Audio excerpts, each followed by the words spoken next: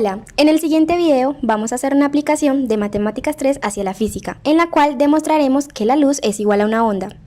Se preguntarán de dónde viene la luz. Un gran rango de ondas electromagnéticas son creadas cuando los átomos o moléculas caen de un estado alto de energía a uno inferior, lo que significa que pierden energía y la transmiten en forma de radiación. La luz es necesaria para la existencia de la vida misma, y muchas aplicaciones de la luz han revolucionado la sociedad a través de la medicina, las comunicaciones, el entretenimiento y la cultura. La luz es muy importante para el ser humano y por esto vamos a conocer un poco más sobre ella.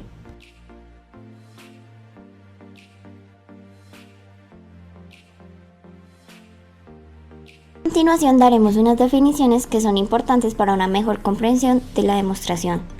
Campo vectorial. En matemáticas, un campo vectorial representa la distribución espacial de una magnitud vectorial. Es una expresión de cálculo vectorial que asocia un vector a cada punto en el espacio. Campo eléctrico. Un campo eléctrico es un campo de fuerza creado por la atracción y la repulsión de cargas eléctricas. Campo magnético. Un campo magnético es un campo de fuerza creado como consecuencia del movimiento de cargas eléctricas. Flujo eléctrico es una magnitud escalar que se representa por el número de líneas de campo que atraviesan una superficie determinada. Flujo magnético. El flujo magnético es una medida del campo magnético total que pasa a través de un área dada. Las notaciones más importantes para nuestro ejercicio serán campo eléctrico, campo magnético, nabla, desfase, épsilon, la permeabilidad eléctrica en el vacío, el flujo magnético, el flujo eléctrico, la carga y la densidad de la carga volumétrica. Es fundamental conocer sobre las ecuaciones de Maxwell para el desarrollo del ejercicio. La primera es la ley de Gauss, la segunda es la ley de Gauss para el campo magnético, la tercera es la ley de Faraday y la cuarta es la ley de Ampère. En este caso vamos a realizar una demostración de la ley de Gauss y la ley de Faraday. Si desean realizar las otras dos demostraciones se realizan de la misma manera. Para poder realizar las dos demostraciones de las ecuaciones de Maxwell que mencionamos anteriormente, debemos apoyarnos en los dos teoremas de Stokes y de Gauss. Ahora les vamos a hablar brevemente de qué trata cada uno para así tener una mayor afinidad. El teorema de Stokes.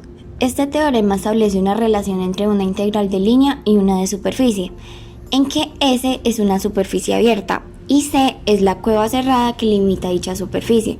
La dirección de recorrido de la curva C determina la orientación del vector normal a la superficie. El teorema de Stokes en geometría diferencial es una proposición sobre la integración de formas diferenciales que generaliza varios teoremas de cálculo vectorial. El teorema de Gauss o teorema de la divergencia, como también es conocido, se caracteriza por relacionarse con el flujo de un campo vectorial a través de una superficie cerrada con la integral de su divergencia en el volumen delimitado por dicha superficie. Este intuitivamente se puede concebir como la suma de todas las fuentes menos la suma de todos los sumideros y da el flujo neto de salida de una región. Ahora vamos a mostrar cómo podemos pasar la ley de Gauss de una forma integral a una forma diferencial. Para esto nos vamos a apoyar en el teorema de divergencia o en el teorema más comúnmente conocido como el de Gauss. La ley de Gauss nos cuenta que es la integral cerrada de superficie del campo eléctrico por el diferencial de superficie, que es igual a la carga sobre épsilon 0. Pero antes de esto vamos a hacer un análisis ya que la carga es una pequeña porción, por decirlo así, que está encerrada en una superficie y esta puede estar encerrada de forma uniforme o no. En nuestro caso, para el análisis va a estar centrada en todo pues va a estar en el centro. Entonces tendríamos que a esto lo vamos a nombrar como la densidad. Entonces la densidad para nosotros, que está cifrada por ρ, va a ser igual a la carga sobre el volumen. Y de esto vamos a despejar la carga. Entonces nos queda que la carga es igual a la densidad por el volumen. Ahora llevándolo un poco a una forma más trabajable para poder llegar a nuestra forma diferencial, vamos a decir que el diferencial de carga es igual a la densidad por el diferencial de volumen.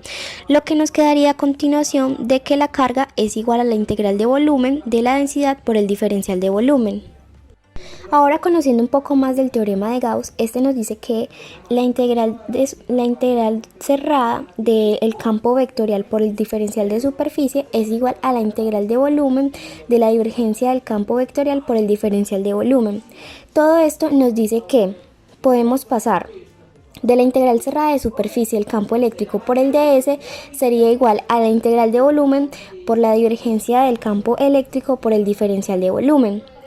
Todo esto sería igual a la carga eléctrica sobre epsilon 0, pero retomando el análisis que hicimos anteriormente sobre que la densidad era igual a la carga eléctrica sobre el volumen, podemos decir que la integral de volumen de la divergencia del campo eléctrico por el diferencial de volumen es igual a 1 sobre epsilon 0 por la integral de volumen de ρ, que sería nuestra densidad, por el diferencial de volumen. Ahora vamos a igualar estas dos integrales que vemos que pues tienen en común su diferencial, por decirlo así, su diferencial de volumen, sí, los vamos a igualar a 0. Esto nos deja ver que es la resta de dos integrales, por lo cual podemos reunirla en una sola y vamos a igualar esto a 0. Podemos darnos cuenta de que la única forma para que esta integral sea 0 es que su integrando sea 0. Por lo tanto, nos queda que la divergencia del campo eléctrico menos la densidad sobre epsilon 0 es igual a 0. Ahora despejando la divergencia del campo eléctrico y pasando a la densidad sobre epsilon 0, al otro lado ya podemos llegar y evidenciar que hemos llegado a la forma diferencial de la ley de Gauss. Realizaré la demostración de la ley de Faraday. Se tiene una integral de línea del campo eléctrico por un diferencial de línea, lo cual es igual a menos la derivada del flujo magnético respecto al tiempo. Recordemos que el flujo magnético es la cantidad de líneas de carga que pasan por una superficie cerrada o abierta. Bueno, esta integral de línea, según el teorema de Stokes, se puede transformar en una integral de superficie. Sin embargo, la seguiremos trabajando por un momento como una integral de línea.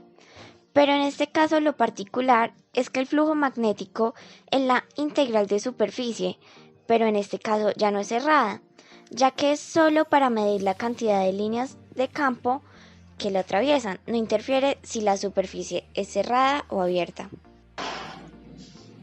Como se los mencioné anteriormente, esto se puede transformar en una integral de superficie.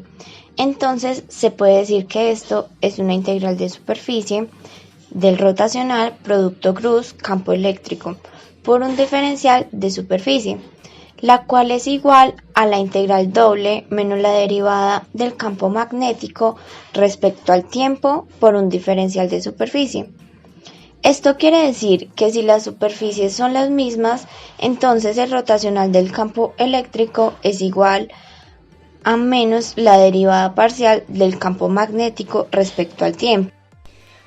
Ahora finalmente, para darle una solución al ejercicio, nos vamos a apoyar en una identidad en una fórmula de álgebra lineal que es muy útil, la cual nos dice que A cruz B cruz C es igual a A por B.C menos A.B por C, que pasando a términos de nuestro ejercicio sería nabla cruz F igual a nabla por nabla.F menos el laplaciano al cuadrado por F.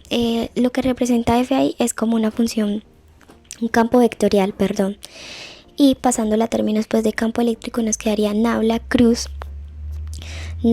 por el campo eléctrico igual a nabla por nabla.campo eléctrico menos el laplaciano al cuadrado por el campo eléctrico.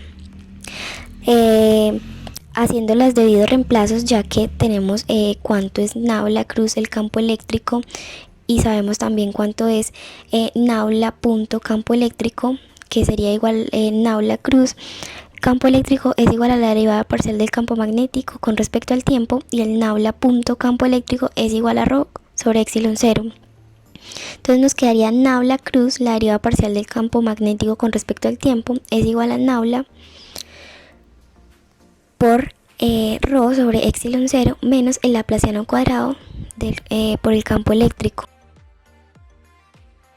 Por último nos quedaría que sería menos la derivada parcial de nabla cruz campo magnético con respecto al tiempo sería igual a menos el laplaciano al cuadrado por el campo eléctrico. Bueno, continuando con la explicación que mi compañera les estaba dando, ya se había demostrado que la derivada parcial de nabla producto cruz campo magnético respecto al tiempo es menos la derivada respecto al tiempo de nabla producto cruz campo magnético, que es epsilon 0 por mu sub 0 por la derivada respecto al tiempo del campo eléctrico. Esto es la cuarta ecuación de Maxwell y esto es igual al laplaciano del campo eléctrico. Estos son constantes, entonces salen y los menos se anulan, quedando finalmente epsilon 0 por mu sub 0 por la derivada segunda del campo eléctrico respecto al tiempo. Es igual al laplaciano, que es la derivada segunda del campo eléctrico respecto al espacio. Bueno, la ecuación de onda es de la forma derivada segunda de la función respecto a r cuadrado, la cual es igual a 1 sobre la velocidad al cuadrado por la derivada segunda de la misma función f respecto al tiempo. Esto quiere decir que si epsilon 0 por mu sub 0 es igual a 1 sobre c al cuadrado, entonces esta ecuación se transforma en la ecuación. La derivada segunda del campo eléctrico respecto a r es igual a 1 sobre c al cuadrado por la derivada segunda del campo eléctrico respecto al tiempo. Y así probamos que esto es una función de onda. Noten que estas dos ecuaciones son iguales y se preguntarán quién es la velocidad. Entonces se despeja c y queda que es 1 sobre la raíz de epsilon 0 por mu sub 0, que es aproximadamente 3 por 10 a la 8 metros sobre segundos.